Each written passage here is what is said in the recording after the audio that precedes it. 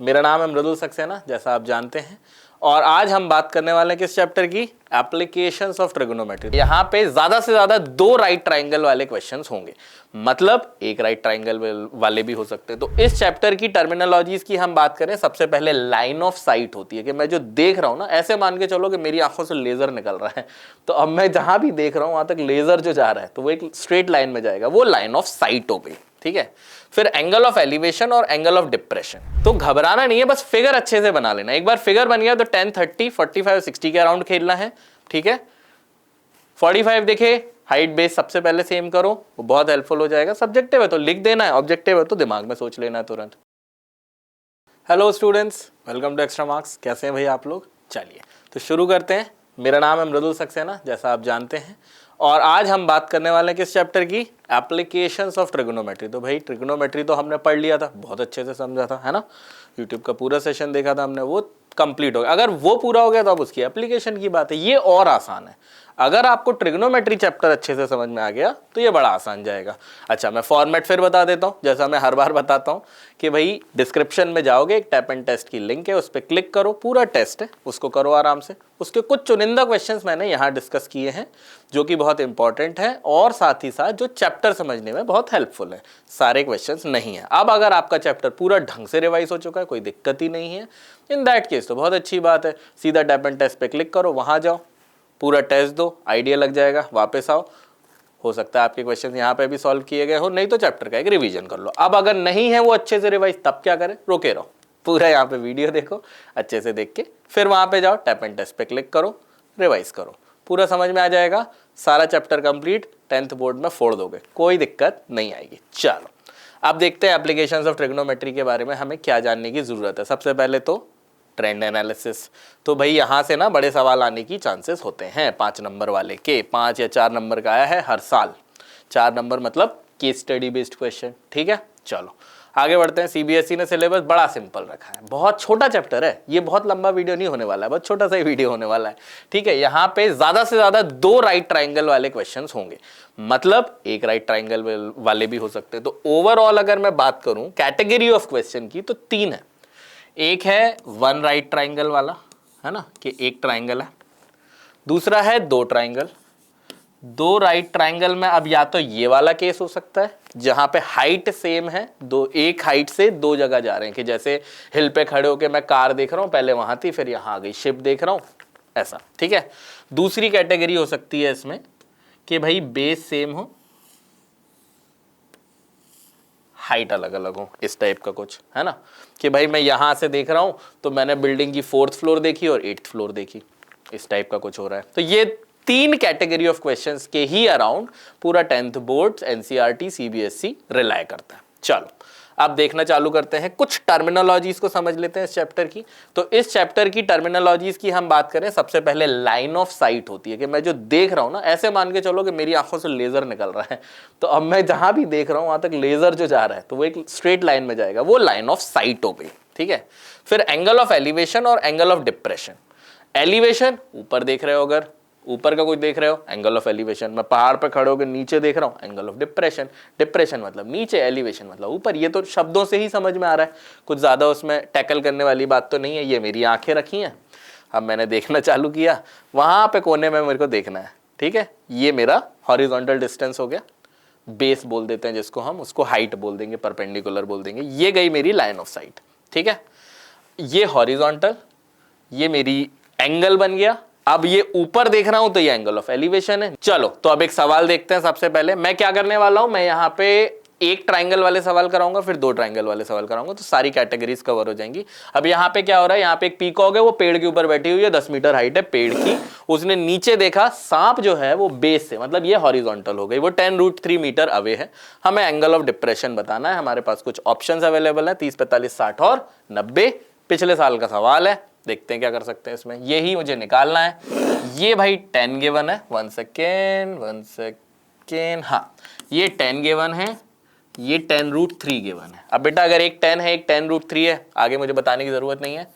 यही मैं बोल रहा था कि अगर ट्रिगोनोमेट्री क्लियर है तो सब कुछ क्लियर है। तो tan थीटा जो है वो हो जाएगा 10/10√3, दैट इज 1/√3। अब 1/√3 कब होता है? तो 1/√3 होता है भाई tan थीटा जब वो हो 30 डिग्री का। क्या 30 डिग्री ऑप्शन में था? बिल्कुल था। यही मेरा आंसर हो जाएगा। इसी लेवल के सवाल होते हैं, ठीक है। ऑप्शन हटा के यही सवाल 2 नंबर का बना देते हो और कुछ नहीं करते कि तब आपको डायग्राम वाइग्राम सब बना के दिखाना पड़ता, बस इतना ही होता, ठीक है। चलिए अगला सवाल देखते हैं। अल्टीट्यूड ऑफ द सन। अब ये सन वाले सवाल भी बहुत आते हैं, इसमें सिंगल ट्रायंगल क्वेश्चन होने के चांसेस सबसे ज्यादा होते हैं। पर सन को ऐसा नहीं सोचना कि सन की हाइट देखेंगे, क्या नहीं, सन से जो आ रहा है वही पकड़ के चलेंगे। टावर होगा आपके पास एक, ठीक है। ये 4 ऑप्शंस हैं, इनमें से हमें बताना है कि सन का जो अल्टीट्यूड बैठ रहा है वो 60 डिग्री बैठ रहा है। Height of the vertical tower क्या होगी जिसकी शेडो 26 मीटर की है, ठीक है। एक ऐसा टावर जिसकी शेडो 26 मीटर की है, तो ये टावर हो गया, ये शेडो हो गई, ठीक है। ये 26 मीटर है, ये 60 डिग्री है। Again tan theta cot theta के अराउंड 90% ऑफ द क्वेश्चंस होंगे, ठीक है। तो 1060 जो है वो मेरा हो जाएगा समथिंग h मान लेते हैं इसको, तो h अपॉन 26, 1060 होता है √3, बात खत्म हो गई। 26 √3 आंसर। इसी लेवल के सवाल आप एक्सपेक्ट कीजिएगा 10th बोर्ड में भी, ठीक है। चलो आगे बढ़ते हैं। अच्छा फिर 5 नंबर में क्या आएगा सर? ये आएगा नहीं, 5 नंबर में 2 ट्रायंगल वाला क्वेश्चन दे देंगे, या तो सेम बेस हो रहा होगा या सेम हाइट हो रही होगी, बस, ठीक है। चलो तो अब मरिया है, ये 2 ट्रायंगल वाला है। Maria is standing on a deck of a ship, एक शिप के डेक पे खड़ी है, which is 10 metre above the sea water level, जो वाटर लेवल है उससे 10 मीटर ऊपर है। She observe the angle of elevation of the top of a hill as 45 degree and angle of depression of the base of the hill as 30 degree. What is the height of the hill? Again जो water level है हम उस पे से ही हिल की height मान के चलेंगे, वो जमीन में पानी के कितने अंदर है क्या है हम वो सब बात नहीं कर रहे होंगे, ठीक है। ये 4 ऑप्शन है, देखते हैं भाई क्या कर सकते हैं इसमें, हो क्या रहा है उसको समझते हैं। तो ये हमारा वाटर लेवल हो गया मान लो, ठीक है। यहां पे बैठी है मेरी मरिया की आई साइट का लेवल जो है ये यहां तक है और ये है 10 मीटर, ठीक है। ये है मेरा हिल, ये आई और ये आई, ठीक है। Angle of elevation, angle of depression, उसके लिए मैं एक हॉरिजॉन्टल बना देता हूं यहाँ पे, बस बात खत्म। ये वाला एंगल और ये वाला एंगल, क्या ये दोनों एंगल गिवन है? देखते हैं। यस गिवन है। एलिवेशन 45 है, डिप्रेशन जो है वो 30 डिग्री है, तो ये हो गया 45, ये हो गया 30, ये 10 ही होगा, हॉरिजॉन्टल से हॉरिजॉन्टल मिला है तो ये एक तरीके का रेक्टेंगल बन के आ रहा है, बात खत्म, ठीक है। ये 10 है बेटा, ये मान लो h है, ये b है, ये दोनों मुझे नहीं पता है, मुझे निकालना क्या है? मुझे हाइट ऑफ द हिल निकालना है, ठीक है। मतलब मुझे 10 प्लस h की वैल्यू निकालना है। ये एक बहुत बड़ी गलती करके आ जाते हैं बच्चे के, h अकेला निकाल के आ जाते हैं, नहीं, यहां से उसकी हाइट देखेंगे, है ना। तो h प्लस 10 की वैल्यू मुझे चाहिए रहेगी। चलो बेटा जब भी 45 डिग्री देखे तो 10 45 कितना होता है? 1, तो उस केस में हाइट और बेस हो जाएंगे सेम, तो b और h तो हो गए एक ही बात, ठीक है। अब 10 अपॉन h जो है, 10 अपॉन h जो है वो होगा 10 30 के बराबर। 10 30 है 1/√3, यहां से h की वैल्यू आ गई 10√3 जो मुझे चाहिए थी। बस मेरा आंसर क्या हो गया? 10 प्लस 10√3, 10 कॉमन ले सकता हूं मैं, तो 10√3 प्लस 1 को ब्रैकेट के अंदर डाल दूंगा, तो 10√3 प्लस 1, ये लगाया, आगे बढ़ गए, बात खत्म। बस यही आ जाएगा, मैं सही बता रहा हूँ। ये 4-5 नंबर में आने वाले सवाल हैं, कुछ है दम नहीं, बस ये फिगर अच्छे से बनाना, लिखना अच्छे से, बात खत्म, और कुछ भी नहीं करना। हाँ गिवन वगैरह ऐड कर देना, इससे ज्यादा कुछ नहीं करना होगा, ठीक है। चलो अगला सवाल देखते हैं। From a point on the ground the angles of elevations of the bottom and top of the tower fixed at the top of 30 metre high building are 45 and 60 degree, then the height of the tower क्या होगी अगर √3 की value given है तो। चलो अब मैं आपको सिखाता हूं कि इसमें फिगर कैसे बनाते हैं। From the point on the ground the angles of elevation of the bottom and the top of the transmission tower fixed at the top of a 30 metre high building. मतलब सबसे पहली चीज, एक 30 मीटर हाई बिल्डिंग है मेरे पास, ये ground हो गया मेरा, जिसपे ये 30 मीटर हाई बिल्डिंग है और इस पे एक ट्रांसमिशन टावर लगा है। अब इसका एंगल ऑफ एलिवेशन एक पॉइंट से इस तरीके से ले लेंगे, तो बेस हो गया सेम, यहां से मिला लेंगे, ये बेस हो गया सेम, और हाइट वेरी कर जाएगी, ये 30 है, ये मान लो h है, ठीक है। एंगल्स क्या क्या गिवन है? 45 और 60, मतलब ये 45 होगा और ये टोटल होगा 60, ठीक है। बात खत्म, इतना ही करना था।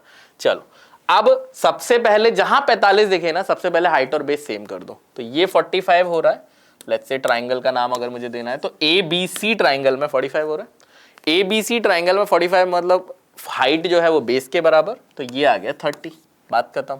अब क्या 60 को पकड़ लेंगे, काम खत्म कर देंगे। इतना ही इजी है, आप ये मत समझिएगा कि मैंने कुछ बहुत आसान तरीके से करके दे रहा हूँ, अगर दे रहा हूँ तो यही फॉलो कर लो, क्या दिक्कत है, ठीक है। तो 30 + h डिवाइडेड बाय 30 जो है वो √3 के बराबर है, ठीक है। तो ये आ गया 30 + h बराबर 30√3। तो h कितना हो गया 30 √3 - 1, 30 √3 - 1। अब यहाँ पे छोड़ दें क्या, नहीं, डेसिमल में आंसर पूछा है तो डेसिमल में आंसर बता देंगे। खासकर √3 की वैल्यू दी है वो मेन है, ठीक है, सब्जेक्टिव क्वेश्चन हो तब भी √3 की वैल्यू दी है तो डेसिमल में निकालना है। तो √3 - 1 कितना हो जाएगा 1.73 - 1 दैट इज 0.73। तो 30 मल्टीप्लाइड बाई 0.73। अब यहाँ पे थोड़ा सा दिमाग, 0.7 × 30 करोगे 21 पॉइंट समथिंग आना चाहिए, एक ही ऑप्शन है, लगाओ आगे बढ़ जाओ, बात खत्म, ठीक है। चलो आगे बढ़ते हैं फिर इसी बात पे, अगला सवाल देखते हैं। अब इस सवाल में क्या हो रहा है, लेट्स हैव अ लुक। तो इस क्वेश्चन में students, an electric pole and a 15 metre height tower stand on a level ground. एक इलेक्ट्रिक पोल है और एक 15 मीटर हाइट टावर है वो ग्राउंड पे है। Angle of elevation of the top of the tower from the bottom of the pole 60 degree है, and angle of elevation of the top of the tower from the top of the pole 30 degree है। अब हमें बताना है कि height of electric pole क्या होगी। चलो 5, 8, 10 या 12। चलो तो हमारे पास एक पोल है, ग्राउंड पे ही है दोनों, और ये मेरा टावर है। अब मुझे कैसे पता टावर ऊंचा ही है पोल से, क्योंकि टॉप ऑफ द पोल से भी जो हमारे पास इलेक्ट्रिक पोल है उसके टॉप से भी देख रहे हैं हम टावर को, तो angle of elevation he given है। इसका मतलब पोल छोटा है टावर बड़ा है, ये हो रहा है, ठीक है। ये लीजिए, जो ये x होगा वही ये x होगा, ये वाला बेस, ठीक है। अच्छा और क्या गिवन है, 15 मीटर हाइट टावर, तो ये हाइट 15 है, ठीक है। ये मान लो h है, तो ये हो जाएगी 15 - h। चलिए अब और क्या गिवन है, और गिवन है 60 एंड 30। तो बेटा ये है 30, ये है 60। अब की बार 45 का फायदा नहीं मिला हमें, कोई बात नहीं, 2 बार कैलकुलेशन कर लेंगे, क्या दिक्कत है। तो हमारे पास आ जाएगा 1030 is equal to 15 - h divided by x, और 1060 is equal to total 15/x। बात खत्म। 1030 की वैल्यू 1/√3, 1060 की वैल्यू √3। अब h और x दो अननोन है, कोई दिक्कत नहीं, हमें x से ज्यादा मतलब है भी नहीं आई सपोज, राइट। हमें तो height of the electric pole निकालना, तो x को कर देते हैं हम एलिमिनेट। एलिमिनेट कैसे होगा, यहां से हम x की वैल्यू देखें तो क्या आएगी 15 - h डिवाइडेड बाय 1, लिखने की कोई जरूरत नहीं है, x/√3, ठीक है। तो x जो है वो हो गया 15 - h मल्टीप्लाइड बाई √3। ये x की वैल्यू उठा के मैं यहां रख दूंगा, तो मेरे पास आ जाएगा 15 divided by 15 - h √3 equal to √3। उठा के RHS में ले जाते हैं क्रॉस मल्टीप्लाई करके, तो हमें क्या मिल जाएगा, हमें मिलेगा 15 इज इक्वल टू √3 इंटू √3 हो गया 3, 3 इंटू 15 करेंगे 45 माइनस 3x, तो 3x बराबर 30, x बराबर कितना आ जाएगा हमारा, x बराबर सॉरी h था, माय मिस्टेक, h था, तो h जो है वो आ जाएगा मेरा 10 मीटर्स। हमें h की ही वैल्यू निकालनी थी, आ गया भाई 10 मीटर, ठीक है। मैं एक बार फिर बता देता हूं क्या हुआ यहां पे। तो बेटा मेरे पास एक इलेक्ट्रिक पोल था और मेरे पास एक टावर था। उस इलेक्ट्रिक पोल के टॉप का और बॉटम का angle of elevation with the tower given था 30 और 60 डिग्री। ये h है जो मुझे पता नहीं, ये टोटल 15 है, तो ये हो गया 15 - h और ये हो गया x, ठीक है। यहां से मैं कह सकता हूं कि 1030 जो है वो होगा 15 - h divided by x is equal to 1/√3। √3। यहां से मेरे पास x इज इक्वल टू आ गया 15 minus h multiplied by √3। x मुझे नहीं निकालना है, एलिमिनेट करूंगा, इसलिए उसकी वैल्यू। अच्छा 1060 कितना होगा बेटा? 1060 होगा मेरा 15 अपॉन x, ये x है तो ये भी x ही होगा, 15 अपॉन x इक्वल टू √3। यहां से x इज इक्वल टू मैं लिख सकता हूं 15 बाई √3। चलिए कोई बात नहीं, अब x की वैल्यू है 15 minus h multiplied by √3 equal to 15 by √3। इस √3 को मैं LHS में ले जाऊंगा तो 15 minus h multiplied by √3 into √3 हो गया 3 equal to 15, that is 45 minus 3h बराबर 15। सो 3h बराबर 30, 45 माइनस 15 और h आ जाएगा मेरा 10 मीटर। इस तरीके से हमने किया है। ये 4 से 5 नंबर में पूछा जाने वाला सवाल है, 3 नंबर में भी पूछ सकते हैं। चलो आगे बढ़ा जाए। Let's have a look at this figure now. अब इस फिगर को देखते हैं। अगेन दो हाइट सेम है, बेस अलग अलग जा रहे हैं, क्या होगा देखते हैं। The given figure below AB and CD दो टावर है। फ्रॉम अ पॉइंट E हमने एंगल ऑफ एलिवेशन देखा which is 10 metre away from the foot of the tower CD। तो ये 10 गिवन है and the angle of elevation of the top of the tower CD and AB जो है वो 45 और 30 degree है। ठीक है। If the heights of the tower are same, मतलब अगर ये h है तो ये भी h है और ये x है मान लेते हैं, तो determine the value of EB, x की वैल्यू मुझे निकालनी है। चलिए देखते हैं क्या कर सकते हैं। हमारे पास जो है गिवन उसके हिसाब से बेटा, हाँ ये 10 है, ये h है, ये h है, ये x है। h नहीं चाहिए मुझे, x चाहिए है, तो मैं h को एलिमिनेट करने की कोशिश करूंगा। जैसे ही 45 डिग्री दिखता है ये 10, अब h को एलिमिनेट क्या करेंगे, वो तो वैल्यू सीधी सीधी आ गई हमारे पास। ठीक है बेटा, ये 10 है, ये 30 डिग्री है। अब आगे तो आप समझदार लोग भी हैं, इससे भी कोई मनाही तो है नहीं।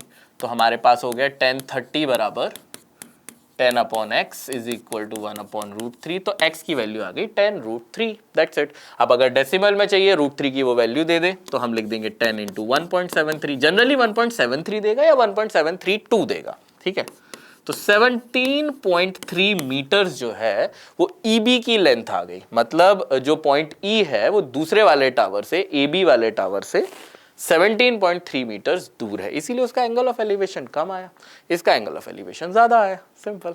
ठीक है, चलिए आखिरी सवाल देखते हैं। अब इसमें क्या हो रहा है, angle of depression of two ship from the lighthouse जो 45 डिग्री एंड 30 डिग्री हो रहा है। दो शिप्स हैं जो आपस में 200 मीटर की दूरी पे है, 45 और 30 डिग्री पे हो रहा है। हमें ये फाइंड करना है कि हाइट ऑफ लाइट हाउस क्या होगी। ये 4 ऑप्शंस हैं। इस टाइप का कुछ सीन हो रहा है। ये 45 डिग्री है, ये 30 डिग्री है, ये बीच का डिस्टेंस 200 मीटर है, ये h जो है ये मुझे निकालना है। ये जैसे ही 45 दिखेगा मैं इसको भी h कर दूंगा। हाँ लिखना, पर सब्जेक्टिव में आए तो लिख देना, उससे नहीं बनाइए।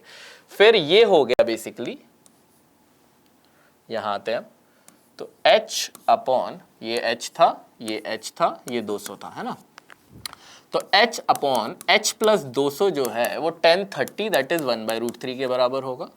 तो h √3 जो है वो हमारा h प्लस 200 के बराबर होगा।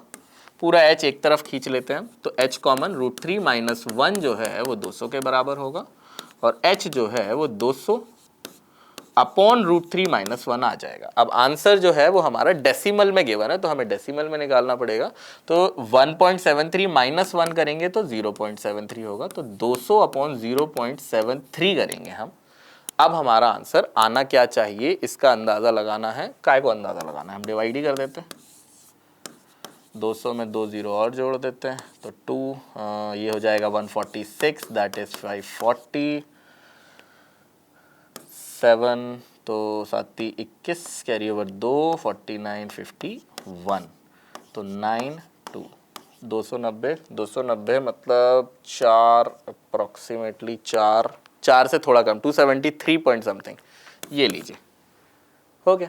ठीक है, तो घबराना नहीं है, बस फिगर अच्छे से बना लेना। एक बार फिगर बन गया तो 10 30 45 60 के अराउंड खेलना है।